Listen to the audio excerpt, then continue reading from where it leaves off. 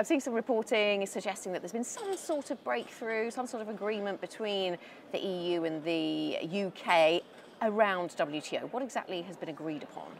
Well, we've come to an agreement on methodology of splitting EU quotas as we move forward, both with our technical rectification of schedules in Geneva, but also our EU free trade agreements, to which we are party at the present time. Sounds very confusing, because it is very confusing.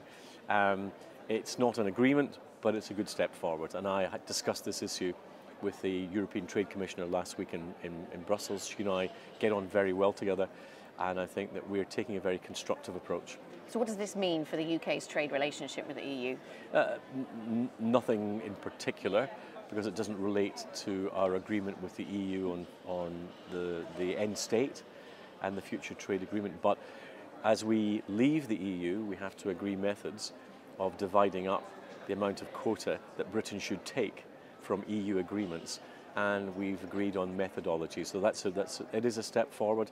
I think it's also a sign that we can make progress when both sides choose to do so. Okay, and on the subject of trade, we've heard from Michel Barnier and Jean-Claude Juncker today that they say not enough progress has been made to move on to talk about trade next week, or, well, very soon. Are we is the UK taking anything new to the table next week to the negotiations? We've already taken things to the table, and we think it's time to move on to the second stage. But if they say not yet, are we taking anything new next week? I've been talking to businesses as well as politicians in Europe, and also, crucially, to investors outside Europe.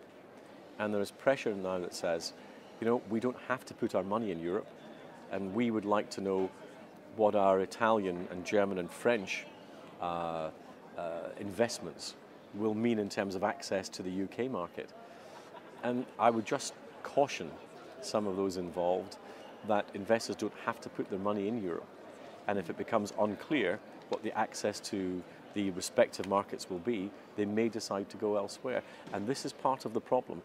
I think that those you mentioned need to understand that we're not conducting this negotiation in a political or economic vacuum. We're doing it in the context of a very competitive global economy.